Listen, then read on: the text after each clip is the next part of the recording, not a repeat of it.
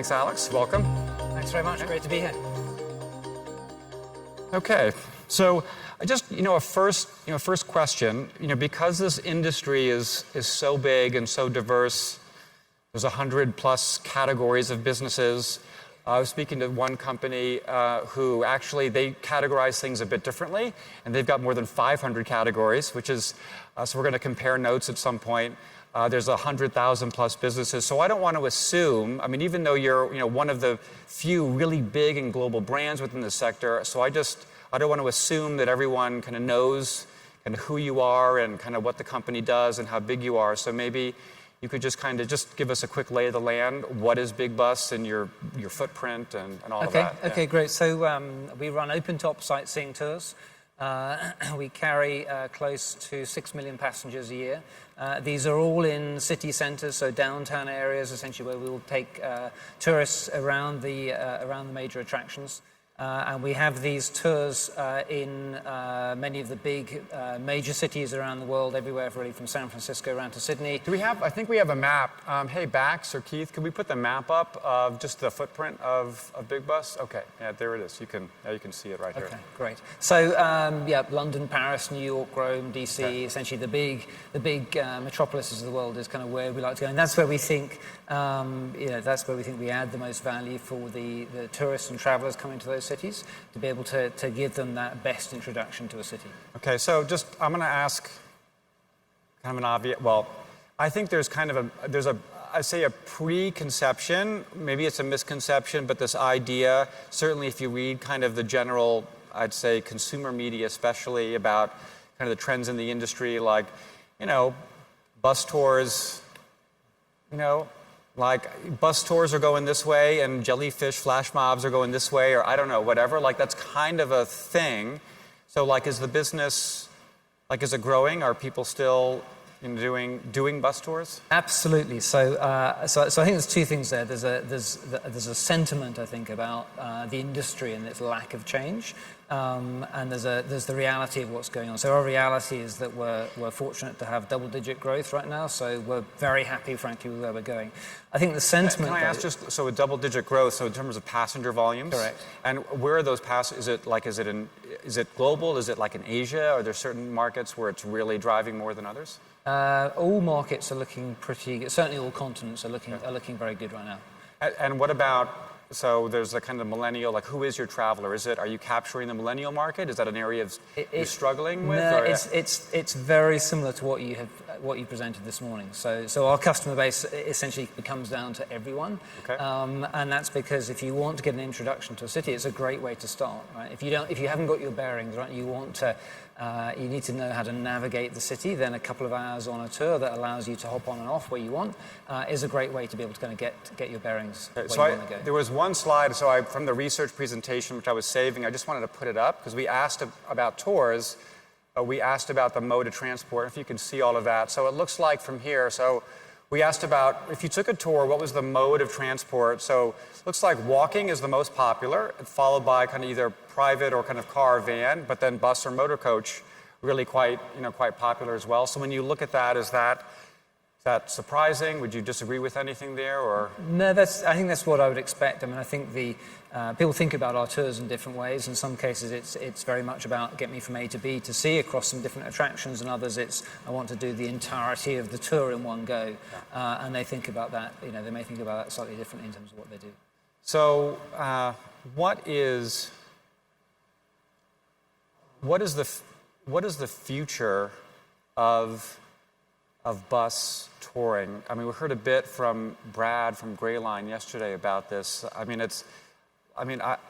think we've all done the classic kind of motor coach and kind of tours, and as we've traveled as kids and so forth. And how do we take it, into the future in terms of the travelers' expectations? How is the rising generation of travelers' expectations changing what you need to deliver?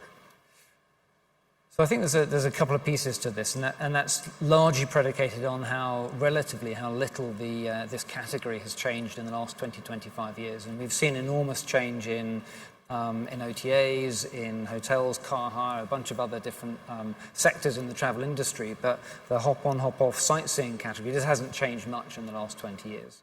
And I think that change largely comes in two forms. The first is that there's a level of hygiene, right, to bring this category kind of up to, Sorry, up to level, 2000. you said hygiene? Yeah, to What do you mean? 2018. So by hygiene, I mean all the things that you would expect about how technology can make that experience just much easier to be able to go do. So that's technology that basically gives you the directions, walking directions of how to get to the bus, to find essentially where the closest stops are, bus tracking to show you whether when the next bus is coming, Wi-Fi right, on buses, scanning. So one of the things around which I learned about, because it's been a while since I've been a big bus customer, but so it's kind of like the Uberization a bit of the experience. So if I'm in the museum and I've got the Big Bus app, I can see, okay,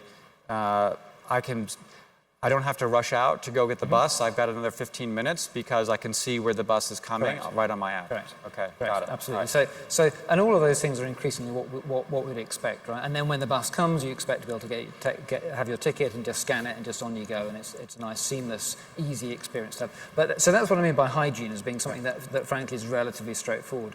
I think the bits that I think are more interesting that really will pull this more into a 21st century experience are how technology can augment the experience. And there's two layers to that. There's one which is how you can have a light overlay that accompanies the commentary, particularly if you have a tour guide on board a bus, and how that can help bring that to life. Your ability to see inside buildings, all the things that you can't do. Can you give an example of like when you say a light overlay, or are you talking about like augmented reality, or like what would be is it something in the app? Like what would be an example of the technology that a tour guide could deliver on a bus to enhance the experience?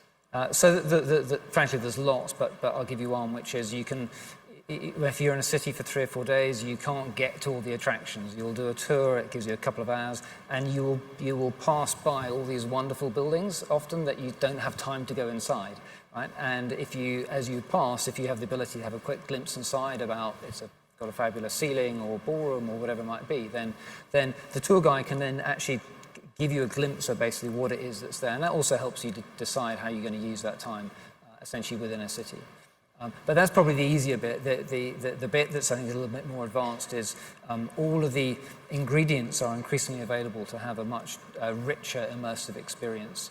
So when you think about the capabilities today of what you can do with virtual reality, connectivity is very good, location-based services is very good, the special effects capabilities are all there.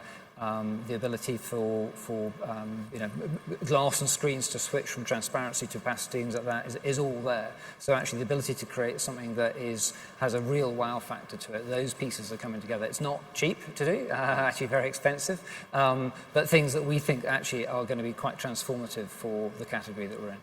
So, I mean, the idea of the open-top bus tour experience, that is the iconic image of the classic in-destination, stereotypical see the great sights type of experience.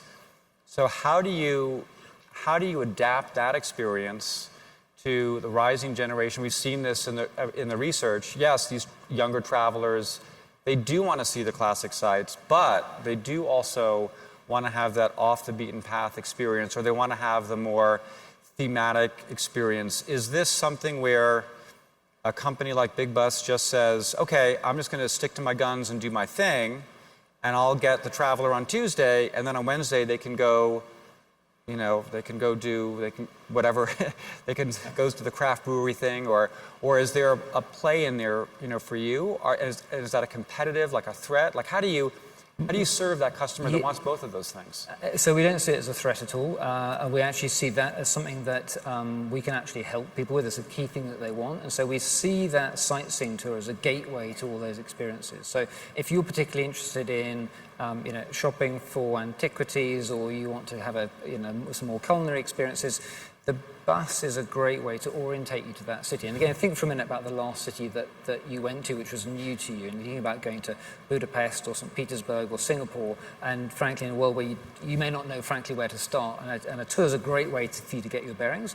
And if you have a good tour guide, they're then going to be able to help you and say, well, actually, if you're really interested in these sorts of culinary experiences, this is the area to go. Right? And then you'd be thinking, well, great, that's what we might do this afternoon, or tomorrow we're going to go into this area, and so forth. So they will help map out the city for you and those different types of experiences. So we normally think about people hopping on to discover the city and get their bearings, and then hopping off to explore. And they kind of do that under their own stream, because the more interesting areas, the back streets and the like, right? Those tend to be a much more kind of personal, individual experience that people are going to be seeking. So I know we can take questions from the floor if anyone has questions. So one of the things that maybe some in the audience may not know. So Big Bus is owned by a large investment firm, which also I believe owns Leisure Pass, which is one of the larger multi-pass attraction providers.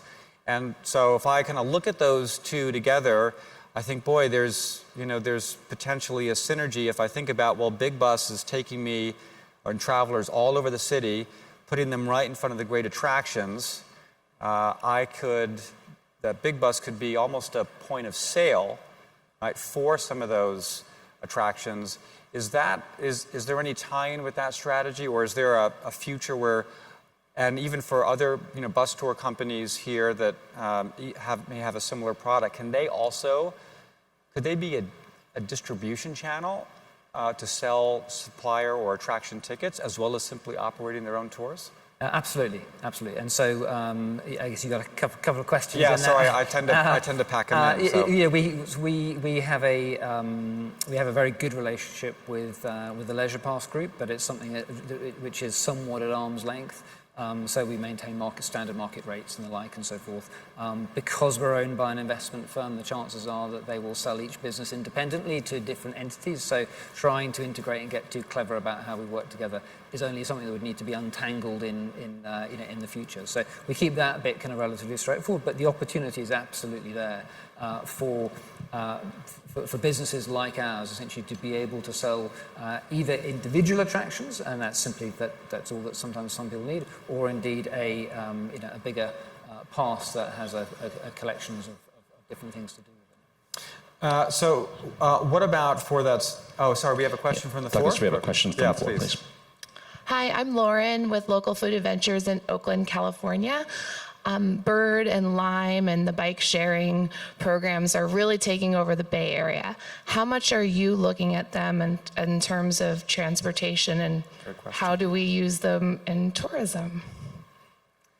Yeah, it's a great question. So I think from our perspective, I think we see that as an additional ancillary experience that we're able to offer. I was actually in San Francisco on the start of this week, and actually looking at some of the different local alternative tour options there. And certainly in San Francisco, if you're familiar with the hills, a bike is a challenging way to kind of get around. So we will offer things like that, but typically we will see that people will take a bus, for example, and they will go kind of around the entirety of the city, and after that they might then rent a bike and go a few miles. Perhaps they might go as far as Presidio to the Golden Gate Bridge as an extra thing to do, rather than as a replacement. So just as an example, and just kind of Lauren, kind of you bringing up this question, it just occurs to me. I asked the question about, okay, thinking Big Bus, well, they could be a distribution channel for the Empire State Building in a sense, right? But why couldn't a large bus operator like yours also be a distribution channel for Lauren's local food tour company, even though she's in Oakland as opposed to San Francisco? Is that a crazy idea, or? No, so it's absolutely possible. Invariably, I think it comes down to the breadth and range that's available. We are fortunate to be able to sell a very good number of attractions, certainly the big and easy ones, right? There's a number of people that will come up in London and say, can I also buy the Tower of London from you? Kind of the flagship, iconic attractions are easy things to sell. It depends a little bit by channel as well. In some cases, we will have combinations of product, bundles of products, that if somebody's got a specific need, that they can absolutely kind of go do that. When you think about how we sell, on street, for example, there's a limited number of things that a salesperson on the street essentially can have any real expertise around. So if they've got in the back of their head, 100 different things that they can sell, they can try and do that. But in practice, of course, they'll become most used to selling a certain kind of repertoire of things that they have. So we're very happy to sell, frankly, as much as we can, and we love being able to have that depth of range to be able to give people. In practice, there's a question of are customers asking for it, or do you have to probe quite hard to figure out exactly what is it that they think after? So the hottest thing to come out of Silicon Valley over the past few years is autonomous vehicles, right? Driverless cars. Everyone's been talking about it. Who here wants to take a tour in a driverless bus? Okay, I'm only putting up my hand as a guidance for all of you. If you are saying yes, don't take this as a vote. But so tell me, are you guys thinking about it? Is this in the future? Is it next year? Is it 2030? What's your take? For us, it's a long way off. Right? What's a long way off? Behind most of the other forms of transportation, right, that essentially have to become autonomous. And that's because you have a vehicle that will have up to 80 people on it, right? And we have an enormous responsibility to make sure that we're able to carry those people in a very safe way. And it's one thing if you have a vehicle which is a car that has one person in it, and if it doesn't steer correctly and there's an accident, it's one thing. Even if it's a goods lorry, it's different. But when what you're actually doing is carrying people as well, we really need to make sure that we do that safely. And whether we like it or not, people will stand up. If the vehicle has to brake hard, then people can get injured if they fall down and so forth like that. So our effort isn't really. Our effort actually tends to be much more about renewable energy. So we've already got things like the world's first kind of all-electric sightseeing bus kind of out there. We're looking at other renewable forms of energy and so forth, and that's really where most of our effort is going into from a fleet perspective. But the customer safety is so important that actually putting that into the hands of some technology that still has got some way to go, I think we're a ways away from that, frankly, yet. So one, I would say, big topic of conversation over the past 2 days has been OTAs. So OTAs, good or bad? Good. That was resounding. That was... The reality is the world's changing, right? I mean, you love them or hate them, the reality is that is actually what's going on, right? And I would encourage everyone to think hard about basically how do you embrace them, how do you make them work for you, and how do you make sure that you then have a nice, healthy channel mix with which to be able to distribute and sell through.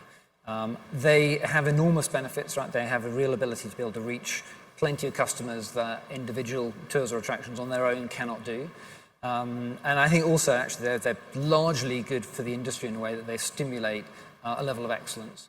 So if you have a weak product that's not good, you're not going to do great in a world where OTAs are increasingly driving a large volume of sales. So is that because of their reliance on review volume and review performance and some of those analytics that they use? Correct. Is that what you mean? Okay. Correct, absolutely. Okay. So if you had not this room excluded, because it wouldn't apply to a single person here, but if you had a shoddy tour, for example, then essentially you're dropping down those rankings, and those of quality essentially are encouraged to innovate, to get better and so forth at what they do. And in my mind, you either succeed essentially by having really good quality and making sure that you think about how do you continue to reinvent and enhance what you're offering, or if you really want to compete on price, then really compete properly on price. And how do you strip out cost out of your product? How do you make it more self-serve? How do you change your model in a way that is then effective? But so that's a great, and I can get it for the large multinational bus operator in multiple locations.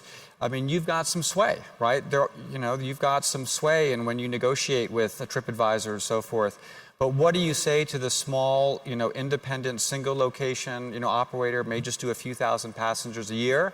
They get the email from the OTA. Here are your terms and contract. Yes or no. What do you say to that?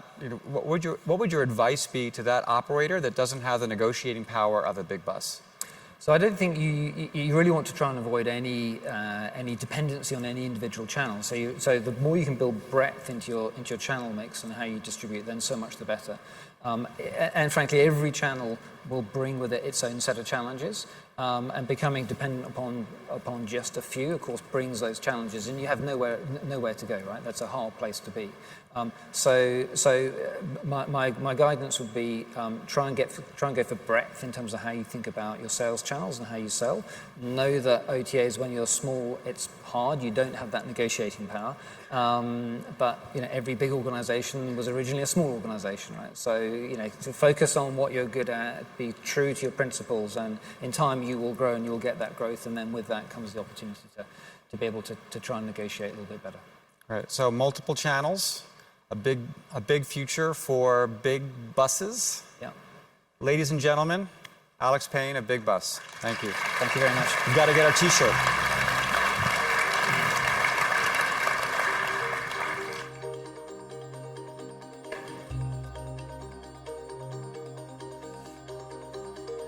What have we got? We have got. Throw around this. We have got Key West Food Tours, Sunrum, Key Lime Pie. There you go. Here we go. And I'm going to get a T-shirt for myself. I haven't had a chance to do this yet. Let me see here. What I got. I escaped. Can you? You guys here? All right. Okay. Thank you.